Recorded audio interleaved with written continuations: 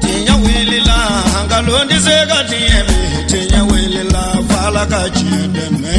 tinya wilila hangalondi zega tiemi tinya wilila fala kachideme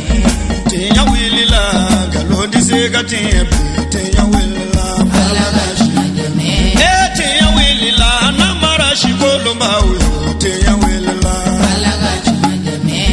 tinya wilila saraka jubu bomuri tinya wilila fala kachideme nego tinya wilila dabali jubu kemuri tinya wilila fala kachideme bismillahi wa bihi nasta'inu wa salatu wa salamu ala al-tal'ati al-haqqi bil-haqqi al-kanz al-a'zami ifadatuka minka ilayka ihadati an-nur al-mudalsami sallallahu alayhi wa ala alihi salatan tu'arrifuna biha iyyahu wa ba'd assalamu alaykum wa rahmatullahi ta'ala wa barakatuhu balmaw amje ka ala tanu ka ala barkada ambe sali dan fawla son heremaka no yi ala kray ana somgo ani mawmadi turu ko fukata jodun se alaka ambela jilenye o jama kulu sanu maina alakira ba fo aka kuma sanu mauna kisi ni nema be ana somgo bela jilenye koni hadama den sara aka fen bela jilembe tige fukato fen saba a fen saba dola kelende ye kataka den nyuman tiko den nyuma mimbe sarakati biye ani den nyuma mimbe duodu iye o hukumu konnana an karamo alhaji mama famata ale man hina aka musokoroba ko an islami furu bela jilin kasabuke duaudia o shartu o bela jilin dafara ala sango sanini wati insira abi kunda famanaka no be segu marala musokoroba dairo kata ziara ba boloda atoyala ziara mi ni kurane kalanko chama umbe ka kene kono dala ilu kalanko chama ala kusmo chama kaseka hinala se musokoroba ma an islami furu bela jilin ka keni nyinantai bara bela jelen damnana samedi don février kalo tletan ani woro samba fla ani tanishegi bara kun folo o kera sufe wajulu kene basigile karamogo chaman fe inafo awera kunyoye sigida temenuna dugu jelen ka ben kardoma février kalo tletan ni shegi kaburu ziara u kofe u jera kana fara nyogon kan kurane kalanko chama dala ilul khairati o jigin ko chama ani ala kusuma chama mimba to ka seka o hinala si musokoroba ma an islami furu bela jilin akene kono ansira ka min soro ka lasi awma anga jeka anyama dawfe mi ala fo ka ala tanu ka ala bargada ami famana de anana anga musokoroba ka ziyara la no e bahawa trawre wo sababu yala ala jono fana da ama no ba wile ko Muhammad Nuru Jakte o Muhammad Nuru Jakte o da dayro fla an ko fe mais ala yake afatule mi sanke ma fla ko bo mais ala nana ajira ana ka sababu ke ni zira shundo de ala zira shun vale a sanfɛ kundala jutala sababu do nana do ala ni ala jonga yeli ka jira mogola o sababu yala ayani ni ala fe ni anana kana duwa ka anga chokoroba na ngam chokoroba we an yere bina kana an zen juala ka laje ka fle ka duwa kai ka tlaka duwa nyini afe ni yayi ala sona kan ngaba ko ya bayinga a dairo la ibi soro asona ka koddo de ke ala ninga kodo to alay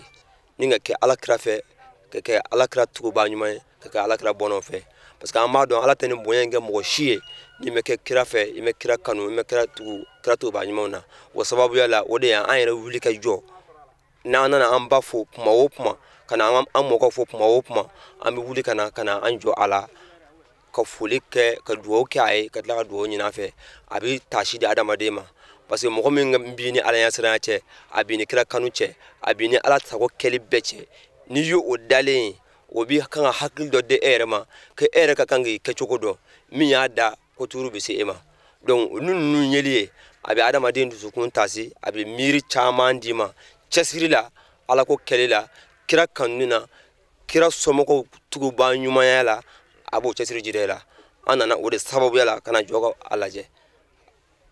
mame mamulo ko faye ode anga anchasiri anga takase ka anchasiri nunun ziara libi minye ala de badon me matama ma fo do ba fa be do ba fa tibe me ni yake abike yede ni ye ziara baraka joni ga fatu ma yere de bi ka ziara la ben ka ba parce que yeminge mode bno ki ko fe o ni e me ziara baraka o e ka ziara ko nge e o tibe me munu ya baraka abike oluye jakuya parce que ala ka kedi ko ni inyena ka ɲuman kɛ ala b'o de sara ye ala ti ma ka ɲuman kɛ n'i ye min kɛ o de bɛ sara ye o de y'an se yan maa ma ɲini ala fɛ ala ka hinɛw la ala ka yafa k'u ma ala k'u kaburu nɔrɔ ala k'u ni macɛ ye u ye min to ala ye ani u ye kira kanu min kɛ ala k'o kɛ ala kira yɛrɛ hɔrɔma kama an yɛrɛ jɔla u kunna ka mɔgɔ min don an na ala k'o dilan ye ala k'o kɛ ala kira hɔrɔma kama bidon barika kama sɔli ala muhamadu ziyara la mama fama ta ka ziyara ba ka ziyara la an kɔni an min bɛna sira kan ne sa naani ne bɛ sira in kan alhamdulilayi ne ye dugawu fɛn min ɲini ala y'a nɔgɔya n ye n bɛ ka fɛn min ɲini ala y'o nɔgɔya n ye sira in kan a yɛrɛ bɛ an bɛ dugawu kɛ yɛrɛ bɛɛ ma fɛn fɛn nana ziyara in na ala ka bɛɛ haminanko nɔgɔya an bɛ min ɲini ala fɛ ala ka nɔgɔya an bɛɛ lajɛlen mun y'an se yan kaburu ziyara de y'an se yan ka na hinɛ di taabaw ma minnu y'an kɔn ala ka wele la ka hinɛ ɲini kɛ u ye o de y'an se yan faamana dugu kɔnɔ yan yan de ye faamana ye maa min ka ziyara kɛnɛ kan o de ye alhaji mama famanda ba n'u b'a wele ko ba hawa an b'o de ka ziyara kɛnɛ kan fɛn o fɛn bi kɛ yan a bɛɛ sababu de y'o ye o de ye sababu fɔlɔ-fɔlɔ ye min ye jama in na i yɛrɛ ɲɛ b'a la dugu duman a tɛ donni ka da maa kunna nka a bɛ sɛgɛrɛ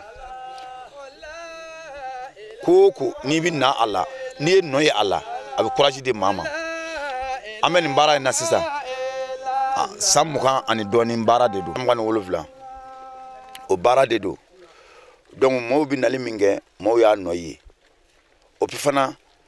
nali hadamadenw hadamaden madama ni bangebaa b'i la wali kelen n'i wolola nin ye wajibi de ye ka dugawu kɛ i taabaa ye mɔgɔ ma den o den ma dugawu kɛ a ka taabaa ye a ka safuro ye wolokun t'i la sabuli fɛn saba de bɛ yen o fɛn saba hadamaden salen kɔfɛ i b'o fɛn saba de sɔrɔ woloden ɲuman y'o ye min bɛ dugawu k'i ye i dalen ye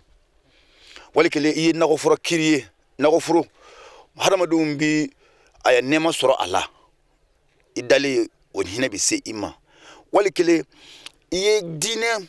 ko dɔ kiri ye i n'a fɔ kitabu walafu b'o la ani n'a ɲɔgɔnnaw ani misiri jɔ o hadamadenw bɛ ala ɲini kɛ o kɔnɔ donc i b'o baraji sɔrɔ n'o bɔra la hadamaden n'i fatula i ka baara bɛɛ bɛ tigɛ fo n'a kɛra nin baara saba ye donc o la nin baara in b'a nisɔndiya a b'an ju ka kɛ ala wele kan a b'an ju ka kɛ bangebaa labatu kan a bɛ kɛ sababu ye fana an hakili bɛ jigin lahara la n'i bɛ to ka na kaburu la ka su dalen ye ka miiri k'a fɔ ko don dɔ e yɛrɛ de bɛna kɛ tan a b'a to i bɛ sabali i bɛ ala dɔn i bɛ kɛ dugawuden ye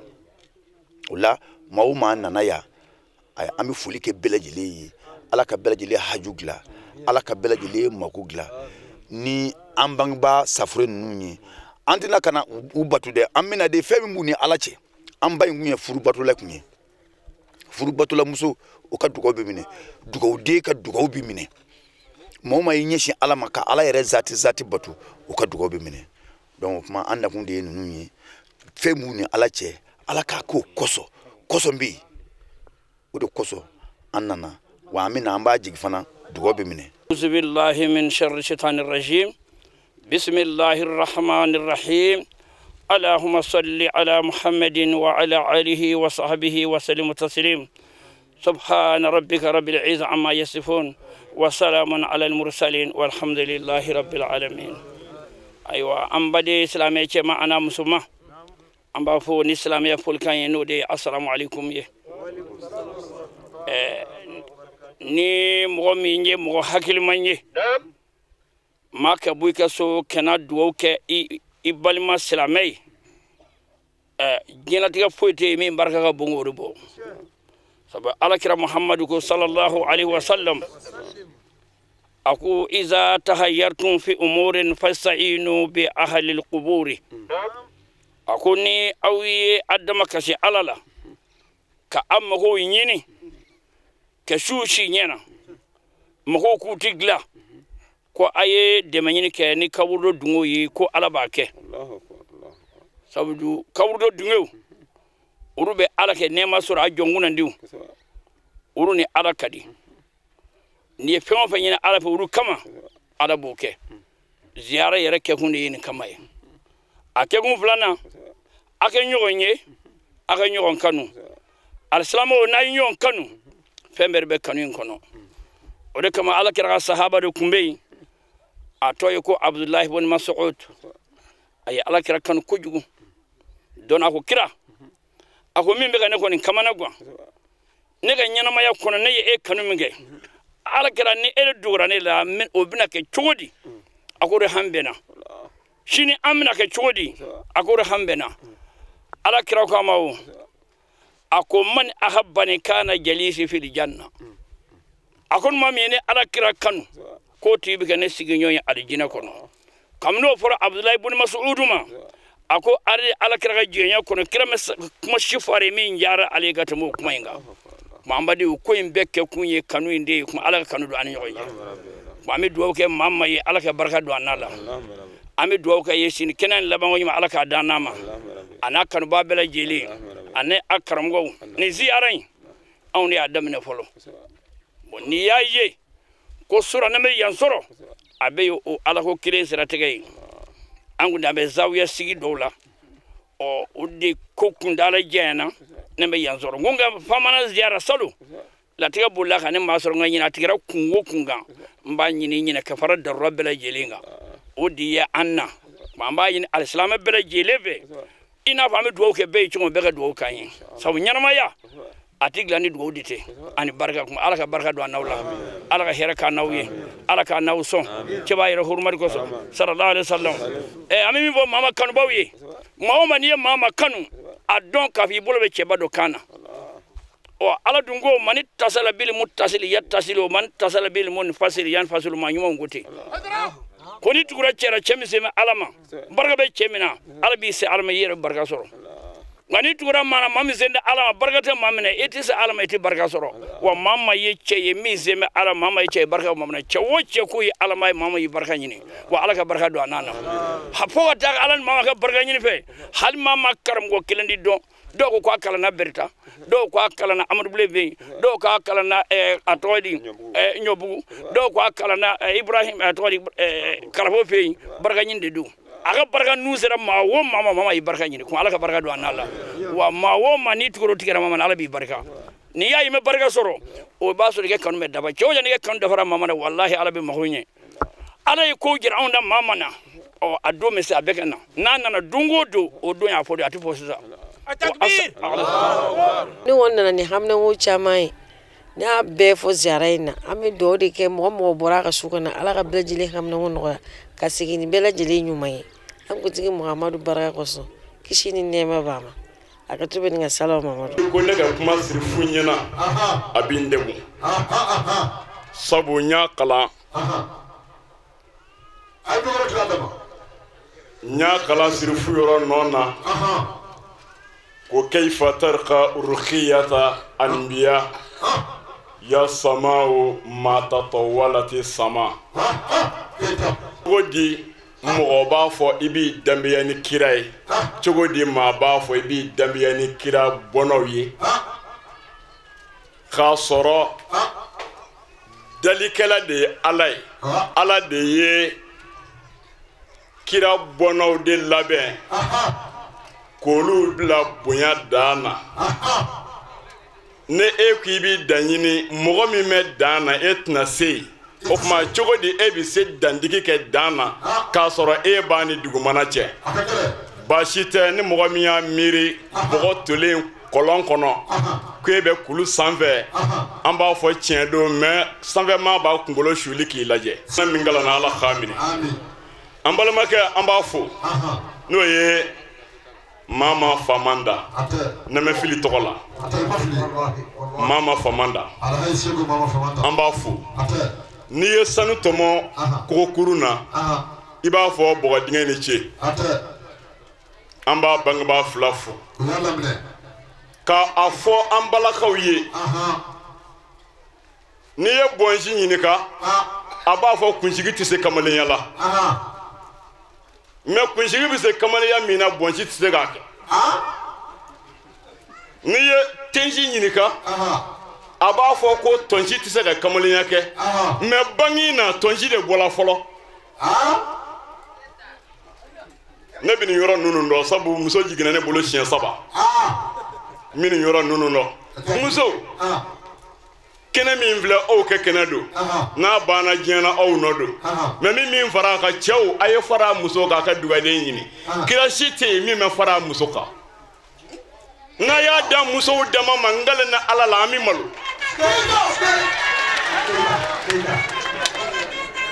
jaw nagana daw nagana a ye to an ka fara musow kan an k'u dɛmɛ dugaden bangi na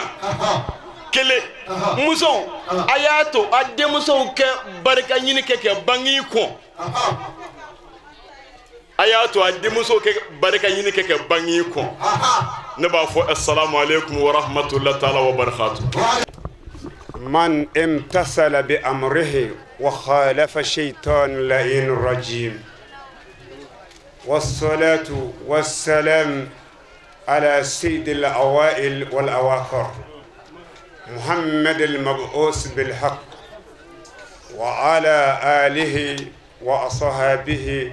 وتابعين بإحسان إلى يوم يبعثون. أما بعد، السلام عليكم يا جماعة. وعليكم السلام ورحمة الله وبركاته. السلام بي أمانجا ما دلا أوغا غيرو كنيما كو الماميدو كسانغانين كروكا جين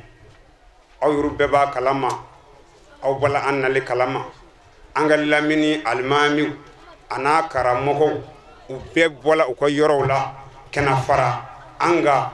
كو كاسيمانا نيكا ويلي جابي anga ja anga ne ala batu baran ke nyogon fe ke ala wele nyogon fe yasa ala ka hinanga tabawla ka barka na hera sege anyurula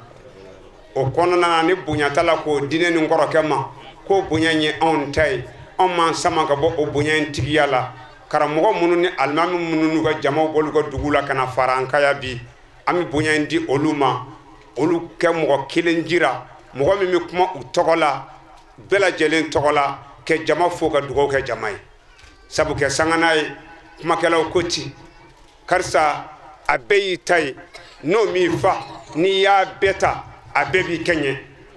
olamba deli ni jama kulu min nana fe uga mogo kelendi mogo mi kuma almami beto kola kara mogo beto kola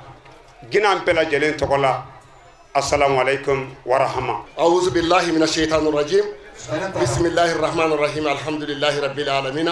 ثم الصلاة على سيدنا محمد الذي أرسله الله إلى الناس كافة متممة ومكارم الأخلاق وداعيا إلى عبادة الله وحده فاستجاب له قوم وعده آخرون وعزوا من تبع.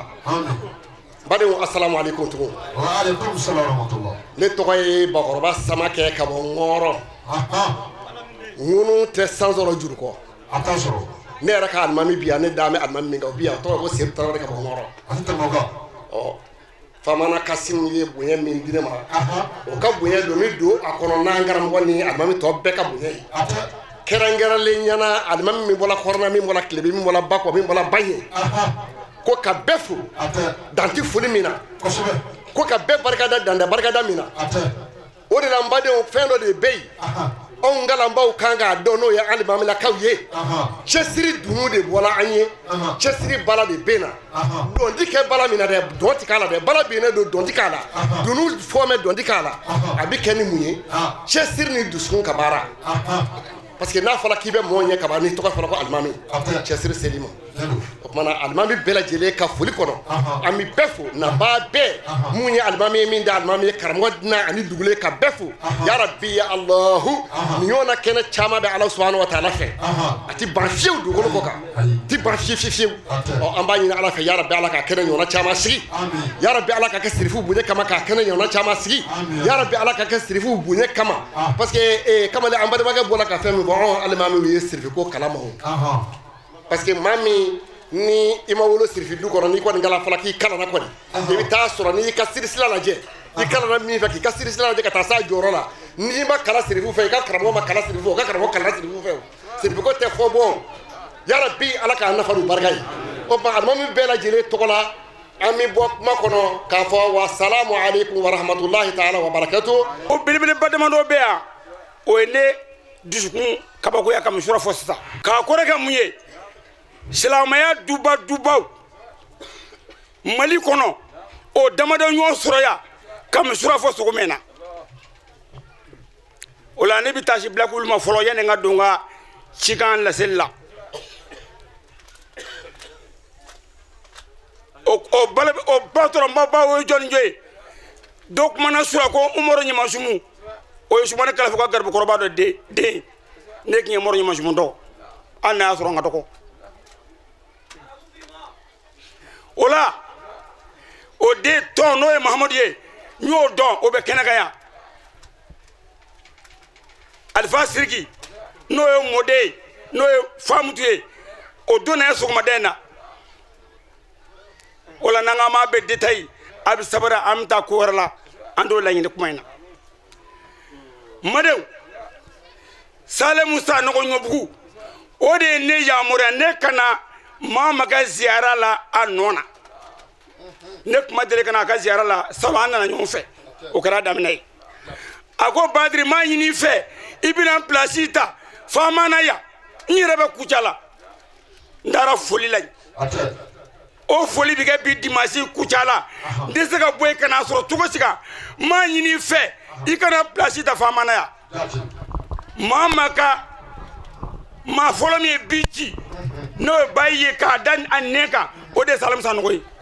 bɛɛ ko mama Sale Musa Nɔgɔ don yɔrɔ ma nɔgɔ na dɛ o de fɔlɔ y'a kalan ka kɔn bɛɛ ye dugukolo kan jiri feere ka di a den ka di mais i kana ɲinɛ dili kɔ dɛ n'olu tɛ feere tɛna o Ala ka hakili ɲuman d'a ma o Salemu ne n'a delila kabini an ma muso furu Segu ale bɛ Sara Ture fɛ ne bɛ Bɔkari Camu fɛ Lamankɔrɔni jɛ tɛ han ayi a faamuna a ko Badiri n'i nana n'u sɔnna ka kuma d'i ma i bɛ foli kɛ parce que mun na n y'a mɛn ko Famutu bina n'o nana i b'a fɔ a ka dugawu kɛ bɛɛ ye kɛrɛnkɛrɛnya a y'a don na n'a nana ko n'a nana a y'o de don ne da téléphone mi numéro bɛ bɛɛ ni bɛɛ cɛ o la ko a bɛ mama yɛrɛ fana fo munna de mama ma jɔ ale la hali n'a ka foroko bonyana sanga bɛɛ a b'a fɔ karama i bɛ yafa ma n bɛ tan n ka kan ka nin kɛ nka ma se ka kɛ nin kama k'o de b'ale ni mama cɛ a y'a fɔ n cogo min na o la n'an nana o kɛnɛ kan nka fɛn kelen bɛ Sale kunna o ɲɔnɔ ka dɔgɔ dɛ Sale min ka so wotoro de sirila ka essence ka moto kɔnɔ ka na ziyara in kɛ o ɲɔnɔ tɛ bɛɛ ye dɛ k'i kalan o t'a dama ye ka tila ka dépassé bɔ ka n'i ka ko ja i bolo fɛ o karamɔgɔ ma ja koyi ni da sera o ma o kɔni o ye bɛɛ jɛ ye kɛnɛ ta kaburu dalen kɛ boli y'i bolo maa bi hɔrɔma de ɲini kaburu fɛ maa ti t'a fɔ kaburu ye ko nin gɛn ye an y'a ye kunungo dɔw taara Damandugu in na olu ka laɲini yɛrɛ de ye u bi taa sira de fɛ yen sira bi ko da k'u ye y'a ye o y'a yɔrɔ tiɲɛ yɔrɔ de ye i bi taa barika de ɲini a fɛ min ka giri fɔlɔ e t'a mɛn ka taa dugawu min kɛ a ye e b'o de kɛ fɔlɔ u damɛ maa baya tɛ dugawu ko la dɛ maa bɛɛ mɔgɔ bɛ dugawu la kumana i kan ka taa o dugawu min kɛ a bɛ fɔ o ma ko kɛfiyatu ziyara ne e kan ka solide kɛ wala e kan ka munumunu a senkɔrɔla de la ne e kan k'o kɛ e b'o de kɛ fɔlɔ n'i kan ka kulu Alahu kalan e b'o de kɛ fɔlɔ n'i tilal'o la e nakun i y'o ɲɛnabɔ o ye kɛ na dugawu k'ale ye n'o banna tuma min na e de bɛ tila ka dugawu ɲini n'ale hɔrɔma ye sisan bari Ala nin gɛn karisa hɔrɔma kama Ala nin gɛn karisa hɔrɔma kama ka n'a fɔ ko karisa wuli kɛ nin gɛn ye dɛ o yɔrɔnin o kɔni ne o yɔrɔ tiɲɛna min bolo bɛɛ ka kan o na nka bɛɛ bɛ n ka min na o ye a kɛcogoya bɛɛ n'i ta kɛcogoya don o de y'a to sufɛ karamɔgɔw bi kuma kɛ ban u da tɛ se a yɔrɔ ma u y'a dɔn k'a fɔ bɛɛ n'i ta kɛcogoya de don o de y'a to u da tɛ se a ma o ye karamɔgɔkɛ ka kuma jaabi ye o de don n'o tɛ a ka di an y'an da ka se a ma nka nin yɔrɔ de b'a to bɛɛ n'i ta kɛcogoya don a kana na taa bila ɲɔgɔn na ko karamɔgɔ dɔ ko k'a bɛ kɛ tan de e yɛrɛ k'a fɔ ko e karamɔgɔ de ko i ma ko a bɛ kɛ tan olu kana na taa bila ɲɔgɔn na kaburu dɔw la ye o de y'a to an bɛ wajibi kɛ k'a ban an da tɛ se a ma o de don والسلام عليكم ورحمة الله. عليك يا رسول الله ما قابل توصل بك على الله. اللهم صل على مفرج الكرب مولانا محمد وآله وصحبه وسلم تسليما. اللهم صل على أطول الرسل يدا وعتيابهم ذاتا وعلى آله وصحبه وسلم تسليما. اللهم صل على نبي رحمتي. اللهم صل على شفيع الأمة. اللهم صل على كشف الغمة. اللهم صل على معجز ظلمتي. اللهم صل على ملء نعمتي. اللهم صل على مؤتي نعمتي. اللهم صل على صاحب الحوض المورود. اللهم صل على موصول الكرم والجود. اللهم صل على سيدنا محمد عدد ما في العلم الله صلاة دائمة بدوام ملك الله. اللهم صل على سيدنا محمد الفاتح لما أخلق والخاتم لما سبق ناصر الحق بالحق والهادي إلى صراطك المستقيم وعلى آله حق قدره ومقدار العظيم. صلاة تملأ العزل والعبد الزمان ومكانا مضربة بعدد ما في علمك يا واحد يا أحد. اللهم صل على سيدنا محمد ذي شرف الأفقم والكنز العارف عظم مبلغ السرى والغنى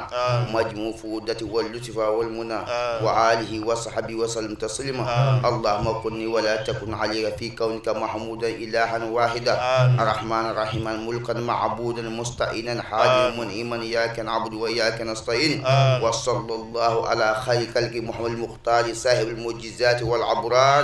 تحيات لله زاكيات لله طيبات صلوات لله. السلام عليك يا النبي ورحمة الله وبركاته. السلام علينا وعلى عباد الله الصالحين. أشهد أن لا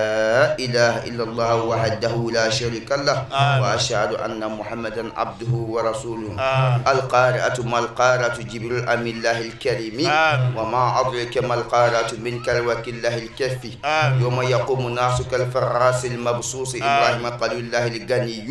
وتكون الجبال كالمنفوس إدريس عرفه الله فتاه. فأما من ثقلت موازينه إسماعيل زبير الله رزاق فهو في شأن راضية يقوى لله الوهاب. وأما من خفت موازينه يوسف صديق الله الباسط فمهاوية موسى كلام الله الحنان. وما أدرك ما هي إساء روح الله منان نار حامية محمد رسول الله الجواد. اللهم اجعل القرآن لنا في الدنيا قرينا وفي القبر مونسا وفي القيامة شفيعا وعلى صراط نورا وإن الجنة رفيقة وبيننا وبين الناس سترا وحجابا وبيننا وبين المرض سترا وحجابا وبيننا وبين الفقر سترا وحجابا وبيننا وبين العدو سترا وحجابا وبيننا وبين النيران سترا وحجابا وإلى الخيرات كلها دليلا إماما بفضلك وجودك وكرمك يا أكرم أكرمين. صل سبحان ربك رب العزة عما يصفون والصلاة والسلام على أشرف المرسلين والحمد لله رب العالمين. ورازقنا ومولانا من الشاهدين. اللهم ربنا تقبل منا ختم القرآن وتجاوز عنا ما كان في تلاوته من السهو والنسيان أو تعريف كلمة عن موضعها أو تغيير حرف أو تقديم أو تأخير أو زيادة أو نقصان أو تعويل على غير ما أنزلت أو رب أو شك أو تعجيل عند تلاوة أو كسل أو سرعة أو زيغ اللسان أو وقوف بغير وقف أو إدغام بغير مرغم أو إظهار بغير بيان أو مد أو تشديد أو همزة أو جزم أو إعراب بغير مكان فاكتبه منا على التمام والكمال والمحزب من كل الإلحان. فاغفر لنا يا ربنا يا سيدنا لا تؤاخذنا يا مولانا وارزقنا فضل من قرأه مؤجل حقا مع الأعضاء والقلب واللسان وهب لنا به الخير والسعادة والبشارة والأمان ولا تختم لنا بالشر والشقاوة والضلالة والطغيان ونبهنا قبل المنايا عن نوم الغفلة والكسلان وأمنا من عذاب القبر ومن سؤال منكر ونكير ومن أكل الديدان الميزان وبيض وجوهنا يوم البعث واتق رقابنا من النيران ويمن كتابنا ويسر حسابنا وثقل ميزاننا بالحسنات وثبت أقدامنا على الصراط واسكننا في وسط الجنان وارزقنا جوار سيدنا محمد عليه الصلاة والسلام وأكرمنا بلقائك يا ديان استجب دعاءنا بحق التوراة والإنجيل والزبور والفرقان أعطنا جميع ما سألناك به في السر والإعلان وزدنا من فضلك الواسع بجودك وكرمك يا رحيم يا رحمن اللهم صل على سيدنا محمد صاحب الشريعة والبرهان برحمتك يا أرحم الراحمين اللهم انفعنا وارفعنا بالقرآن العظيم وبارك لنا بالآيات والذكر الحكيم وتقبل منا إنك أنت السميع العليم وتب علينا إنك أنت التواب الرحيم اللهم زينا بزينة القرآن وأكرمنا بكرامة القرآن والبسنا بخلعة القرآن وعافنا من كل بلاء الدنيا وعذاب الآخرة بحرمة القرآن وادخلنا الجنة مع القرآن وارحم جميع أمة سيدنا محمد بحق القرآن اللهم اجعل القرآن في الدنيا قرينا وفي القبر مونسا وفي القيامة شفيعا وعلى الصراط نورا وإلى الجنة رفيقا وبيننا وبين النار سترا وحجابا وإلى الخيرات كلها دليلا وإماما بفضلك وجودك وكرمك يا أكرم الأكرمين اللهم اهدنا بهداية القرآن وعافنا بعناية القرآن ونجنا من النيران بكرامة القرآن وادخلنا الجنة بشفاعة القرآن وارفع درجاتنا بفضيلة القرآن وكفر عنا سيئاتنا بتلاوة القرآن يا ذا الفضل والإحسان اللهم ارزقنا بكل حرف من القرآن حلاوة وبكل كلمة كرامة وبكل آية سعادة وبكل سورة سلامة وبكل جزء جزاء وبكل حزب حسنة وبكل نصف نعمة وبكل ربع رفعة وبكل ثمن ثناء اللهم ارزقنا بالألف الألفاء وبالباء بركة وبالتاء توبة وبالثاء ثوابا وبالجيم جمالا وبالحاء حكمة وبالخاء خلانا وبالدال دنوا وبالزال زكاء وبالراء رحمة وبالزاي زلفى وبالسين ثناء وبالشين شفاء وبالصاد صدقا وبالضاد ضياء وبالطاء طهارة وبالظاء ظفرا وبالعين علما وبالغين غناء وبالفاء فلاحا وبالقاف قربا وبالكاف كفاية وباللام لطفا وبالميم موعظة وبالنون نورا وبالواو وصلة وبالهاء هداية وباللام الألف لقاء وبالياء يسرا وبالياء يسرا وصلى الله على سيدنا محمد وآله الطاهرين أجمعين اللهم بلغ صواب ما قرأناه والنور ما تلوناه إلى روح سيدنا محمد عليه السلام وإلى أرواح أصحابه رضي الله عنهم أجمعين والأرواح جميع الأنبياء والأولياء والمرسلين والأرواح آبائنا وأمهاتنا وإخواننا وأصدقائنا وأساتذتنا ومشايخنا خاصة وإلى أرواح جميع المؤمنين والمؤمنات والمسلمين والمسلمات الأحياء منهم والأموات أجمعين عامة وإلى جميع أصحاب الخيرات من المؤمنين والمؤمنات اللهم انصر من نصر الدين اللهم انصر من نصر الدين اللهم انصر من نصر الدين وخذل من خذل الإسلام والمسلمين آمين يا رب العالمين برحمتك يا أرحم الراحمين أعرف من أقول لك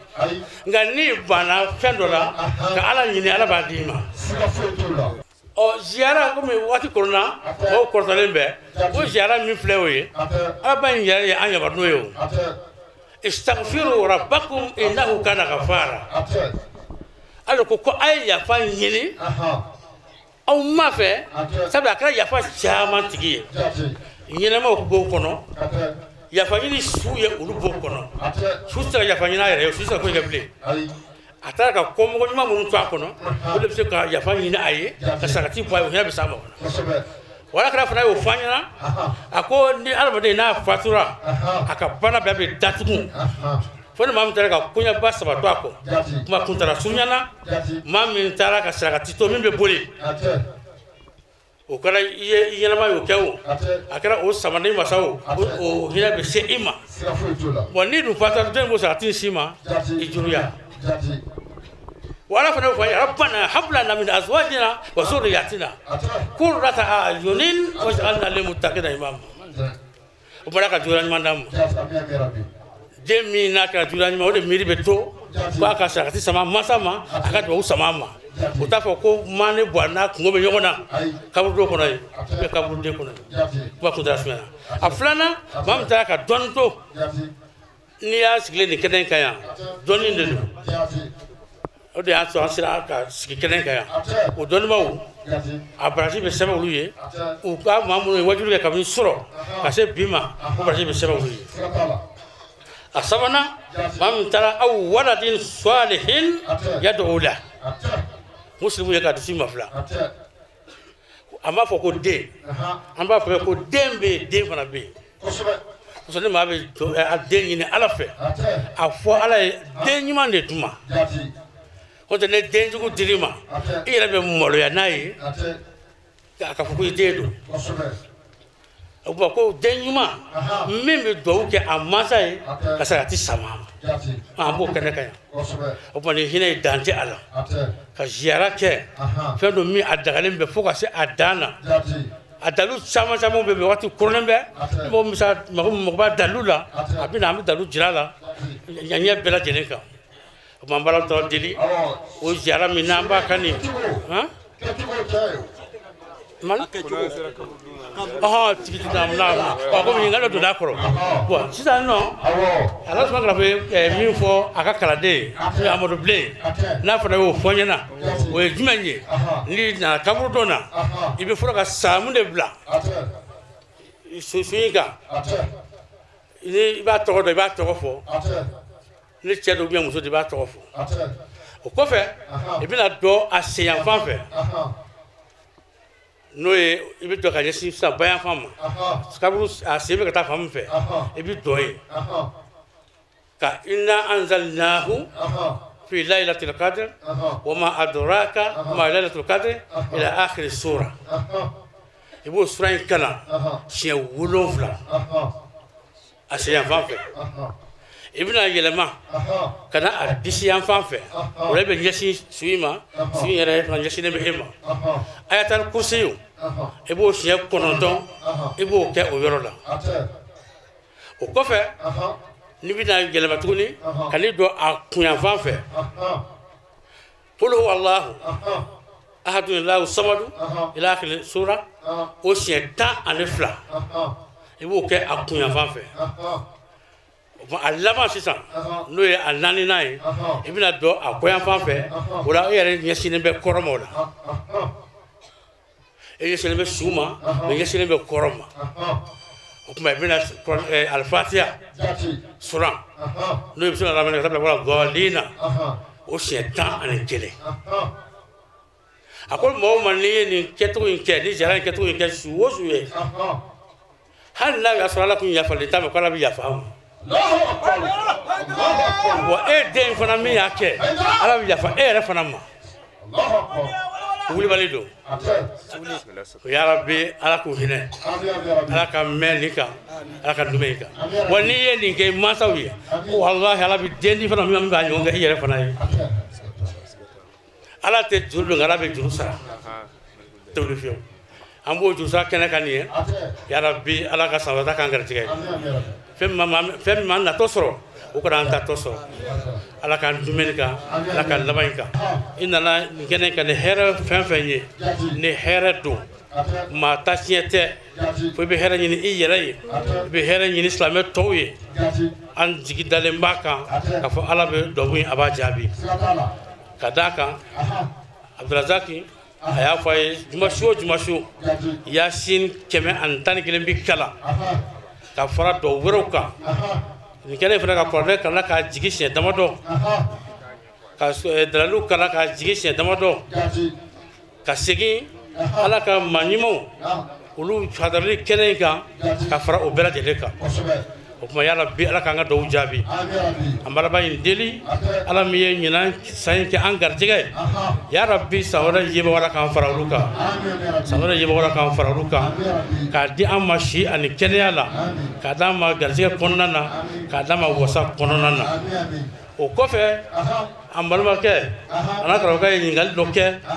ko ziyara a kɛyifiyatu ko jaabi ma di a la o kuma an b'a fɔ a diinu nasiha silamɛya diinɛ ye kɔnɔjɛya diinɛ de a ka ɲininkali a bɛ taa k'i dɔ fɔ a la a ti ka fɔ ko maa dɔ bɛ ka contredire maa dɔ bɛ ka sɔsɔ nka an fana ɲɛmaaw an dalen bɛ minnu na olu fana ye min fɔ an ye a kayifiyatu kan n'o y'a ziyara kɛcogo ye maana i kan ka fɛn min kɛ kaburu ziyara la an bɛna o fana dakuɲɛ kelen lase silamɛw ma n'o ye jɔnni ye alimarhum ala sheikh Usman Khalafu Haidara o ye min fɔ an ye a la a n'a ka garibu kɔrɔba alimarhum Ahmadu Bilen Tarawele u y'a fɔ ne yɛrɛ ye a kɛra cogo jumɛn fɛ karamadu Tarawele n'an ko Amadu Bilen min tun bɛ n'a cɛ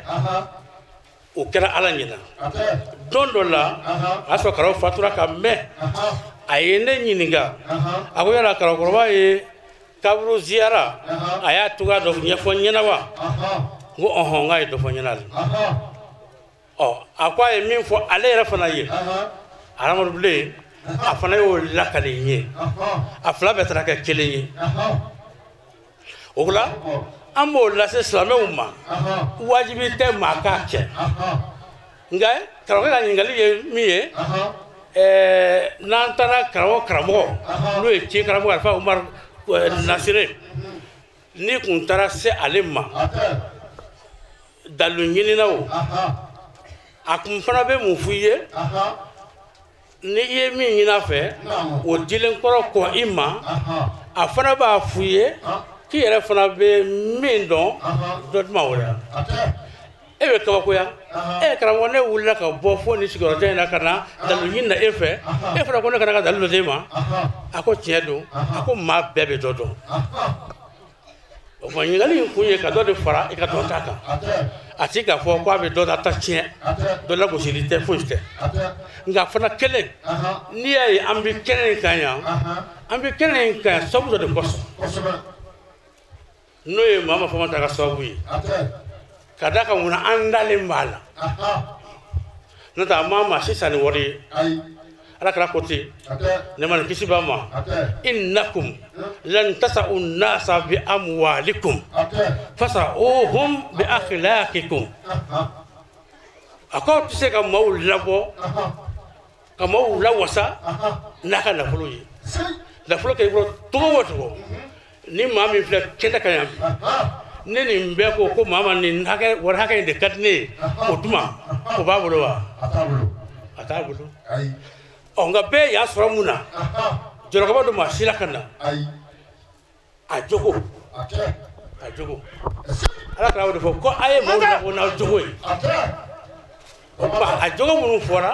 an tɛna segin o kan k'a daminɛ a karamɔgɔ fɔlɔ la fo ka n'a bila a laban na ou bien fo ka taa bila sisan na sabula ni maa ma sa fɔlɔ ko i ma ban ni sara don min na o de ye ka diɲɛ bannen o tuma a bɛɛ kumana ni mun ye ko maa ma kɛra kalanden ɲuman ye maa ma kɛra den ɲuman ye maa ma ye maa labɔtɔla ye maa ma ye ala ɲɛ sarayaba ye o de ye maaw si kɛnɛ kan yan wa o kuma kelen an kɔrɔkɛ a n'an karamɔgɔ a Seydi Sheikh Usman Malana Haidara a fana y'o jogoko in kɛlɛ de kɛ jamana in kɔnɔ minnu fo ka maaw bannen tun b'a ye fo ka maaw sɔn a ye wa ni jogo yɛrɛ tɛ foyi tɛ taa ni jogo ɲuman tɛ silamɛya yɛrɛ tɛ se ka kɛ seli fana setɔ filɛ sisan walima a sera ka ban yɛrɛ sabula n'i y'a wagati ta sabu y'a fɔ cogo min na an b'a fɔ a wagati sera sabula midi tɛmɛna ni jogo ɲumanya tɛ n'i k'i bɛ taa seli fana seli f'i ka seliji fɔlɔ ta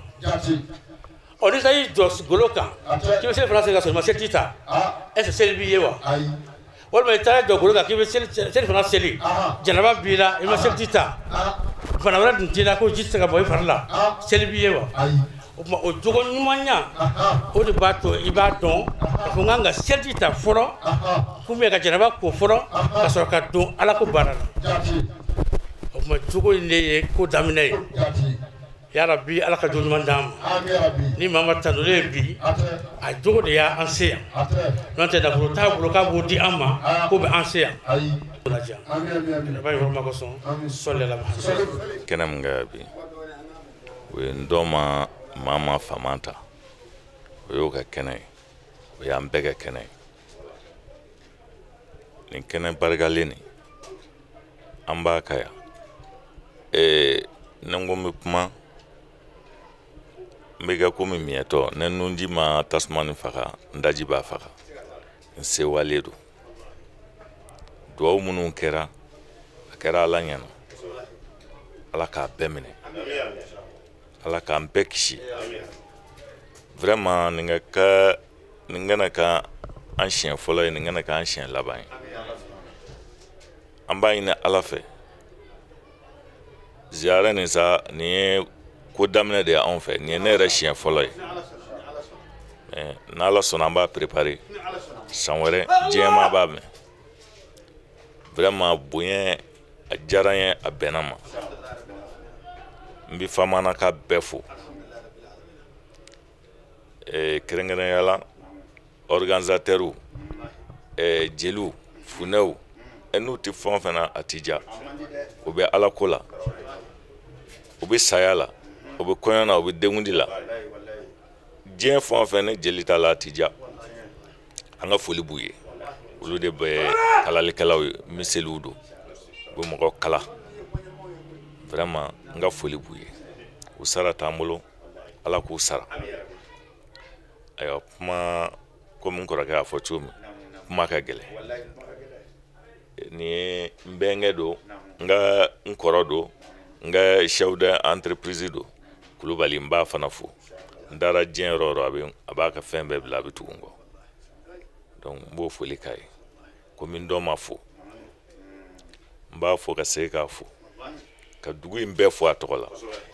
vraiment ka tasura la kana bla bila anye boyami akara la nyana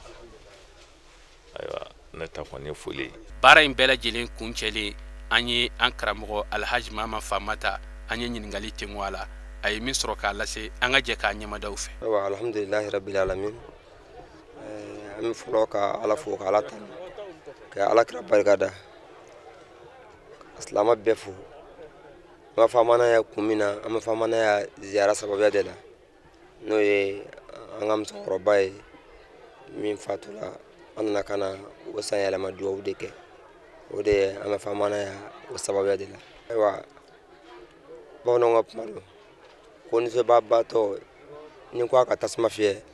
kona daji ma fa ka ni ba fa ami ala fo ka ala tanu ka ala kira wala ni mando kuma shita ne radabi fo doron ala ni che abarka alai aslama munum wala fo an be fe kana franga ambu fo wo wala ni mando ka ni ala fe ala ka hera ka nuye mo bola yoro fe na kana franga ni barena amba be fo ka be wala ni mando kengerna ma anga shirifu munu ye kena soro ana munu me kera soro no e anga karamo oni anga nyemko ona anfa no e sherifu Usman Madani Haidara nega ziara ina ala joda bade bala se samosa na amseya am bara bebi do herla ka bo herla abi do bade kan adoni na abolla kadla ka duwo ke adoni na abolla mata abi ka kumi yera la fana no yake ala wili ke hinasi angam so bay antla mashube abi duwo ke wala kasubo kosobe amani ni ala fe fanda amulu ka dama amani ni ala fe chorba nyere ala ka miangoro hami mimbe ale la ala ko la anaye mo fana bo yisinda kana farangala am duwo ku be anasla mafuro be sanchama nanana abani nga sanchama fana nyingale kene dabi kene bode bana bulu aka nyingale bela ode sanwosa amba fo ay afo bangba barka nyini nye jaku ya de do ni bi mi ngaye anyana ma na fatula i ka kan o de double a fatulen ta ka jugu ka tɛmɛ hali a ɲɛnama kan parce que a bi yɔrɔ min na ala de b'a cogoya dɔn jɔnmɛ dafa donc e de ka kan ka cɛsiri ni masa dekumɛ k'a ɲini ala fɛ ala bɛ se ka nɔgɔya ta ye cogoya min na duwawu ninnu kɛ kun de k'a ɲini ala fɛ hakɛ minnu bɛ yen n'o o b'u ni mɔgɔw cɛ ala ka o taw ye mun bɛ u ni ala yɛrɛ cɛ ala k'o yafu ye ni o duwawu minɛna so ninnu ma n'olu fana ka barika ye an yɛrɛ mago bɛ min na an b'o sɔrɔ parce que n'ala ye maa o maa kɛ bangebaa barika d'i ma barika in de b'i guider n y'o fɔ siɲɛ caman i ka kan ka mɔgɔ min bonya barika de b'i dɛmɛ k'a tigi bonya jiri la i ka kan ka mɔgɔ gasi sigi barika de b'i dɛmɛ k'a gasi sigi mais ni barika y'i jɛ i bɛ fɔbali fɔ dɛ i bɛ fɔbali fɔ wa i bɛ kɛbali kɛ an bɛ duwawu ninnu bɛɛ kɛ kun y'an fɛ janko ala kana an bila o sira la an b'a ɲini bɛɛ de fɛ barika de ye fɔlɔ ye fɛn bɛɛ ɲɛ fɛn bɛɛ barika de b'a bɛɛ ɲɛmɛ hali kuranɛ ye tiɲɛ dan de ye ni barikatigi de y'a kalan ala bɛ sɔn na ni barika t'i la n'i y'a kalan est-ce que ala bɛ sɔn ala tɛ sɔn dɛ bangebaa barika ye barika bɛɛ la première de ye tɔw ta b'o dafa ni i bangebaa barika ɲini k'o sɔrɔ i bɛ sɔrɔ ka mɔgɔ tɔw ta ɲini ka k'a kɔnɔ a bɛ i n'a fɔ ne bɔra b'i bolo i bɛ fɛ ka ɲɔ k'a kɔnɔ ne bɔra b'i bolo i bɛna ɲɔ de k'a kɔnɔ mais ni bɔra tɛ yɛrɛ bolo ni ɲɔ dir'i ma i b'a kɛ mun kɔnɔ b'a kɛ barika de fɔlɔ ye bɔrɛ ye n'i ye tɔ ta sɔrɔ i b'o k'a kɔnɔ ma a bɛ to i bolo min ye bɔrɛ yɛrɛ wo kɛnɛ bɔ a la n'i ye ɲɔ k'a kɔnɔ a ka to a kɔnɔ a wo kɛnɛ bɔ a ka se ka mara a kɔnɔ ka ɲɛ a kana bɔ o ye barika sɔrɔlen kɔ i fɛ i yɛrɛ ka kan ka jateminɛ kɛ i ka kan ni mun ye i mɛn kan ni mun ye kabini ala ka danw na ani mɔgɔbaw la ani mɔgɔ ɲumanw na k'olu gasi sigi ani jɛɲɔgɔnw na k'olu fana gasi sigi n'o kɛla duwawu ni barika min bɛ ɲini fɛ o ye bɔrɛ wo gerelen ye n'i ye fɛn fɛn ɲini o k'a kɔnɔ mais ni i ye duwawu sɔrɔ i ye ɲɔ sɔrɔ ɲɔ ye barika de ye a bɔrɛ ye bangebaa dɔw ye e ye ɲɔ sɔrɔ mais wo b'a la n'i ye ɲɔ k'a kɔnɔ a bɛ bɔ dɛ o tuma a bɛɛ bɛ taa ni ɲɔgɔn ye de an b'an cɛsiri ka tila ka segin k'an cɛsiri ne ni aw an bɛɛ lajɛlen ani diɲɛ bɛɛ mɔgɔ mɔgɔ tulo b'an na nin waati in na a bɛ ɲini an bɛɛ de fɛ denmisɛnnin bɛɛ de fɛ an masaw an ka hakili t'u la an k'u sago kɛ an ka dan u ka danyɔrɔ la n'o kɛla diɲɛ kalan tɔ ala b'an yɛrɛ bila o sira kan an y'a dabɔ o dɔrɔn de kama a dabɔ foyi kama fɔ hinɛ ɲini an ka bangebaaw ye minnu fatula ani minnu fana b'an bolo ani kɛ ɲɔgɔn ladi olu minɛ cogo ɲuman na sura wajulikɛlaw ye a bɛɛ ɲɛfɔ an ye komi ne yɛrɛ tɛ wajulikɛla ye ne tɛ kumakɛlikɛla ye a ye wajibi ka bila nin na ni yɔrɔ mun bɛ ɲɛ an na an b'o yafa ɲini k'aw fɛ an bɛ dugawu kɛ aw yɛrɛw ye a ɲuman nana cogo min ala k'a bɛɛ ɲuman segin an nana ka hami min don ala k'o hami dilan an ka jamana ala k'a basigi an ka jamana ala k'a basigi an ka jamana ala k'a basigi ala ka bɛɛ ni kelenya don a kɔnɔ ala k'an ka tiɲɛ minɛ b'a ye k'an tugu tiɲɛmɔgɔw nɔfɛ karamɔgɔba minnu nana ka na si fiɲɛ na ka sigi an fɛ ka nin baara in bɛɛ kɛ hali an ma se ka dɔ satisfait ka ɲɛ an bɛ o hakɛto ɲini k'u bɛɛ fɛ u nana ala min kama o ala b'u kalama o ala fana b'u sara ala k'an sara cogo ɲuman na ala ka samara jira an na k'an sago bɛɛ d'a ma ne kira hɔrɔma ye sɔli ala muhamad allahumma sɔli ala rasulina muhamad fi al wa la tasali fi asad wa la khabri fi al wa ala alihi wa sahbihi wa sallim اللهم صل وسلم على طلعة الحق بالحق كنز الأعظم إفادتك من إليك هذا النور المتوسم صلى الله عليه وعلى آله صلاة تعرفنا بها إياه اللهم إننا نسألك الجنة بلا عمل عملناه ونعوذ بك من النار بلا ذنب تركناه نسألك بسترك الذي لا تزيله رياه ولا تحرقه رماه أن تسترنا في الدنيا والآخرة وأن تحفظنا من كل مخوف فيهما بجاه سيدنا ونبينا ومولانا محمد صلى الله عليه وسلم سبحان ربك رب العزة عما يصفون والسلام على المرسلين والحمد لله amba nyina Allah subhanahu wa ta'ala fe nyina ntakera here la chugo min sawreta ala ko irana ka Allah subhanahu wa ta'ala deli duwa munun dona ala ko mina jamanaye an islamu bela jilinye ka nyina Allah subhanahu wa ta'ala fe an karamo min yenin ko sababu no alhaji mama famata e ala ka nyeme ala shijani kene ala ka dama fuli ni wali nyuman do e awtay ni wati na aw munun sogli banna jamanain kono jamanain ko kan amba nyina Allah subhanahu wa ta'ala fe ala ka sigi wirana wassalamu alaikum wa rahmatullahi ta'ala wa barakatuh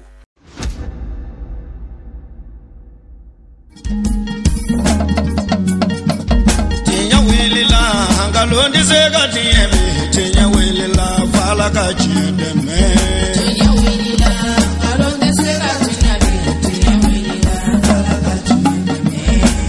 wulila nkalon tɛ se ka tiɲɛ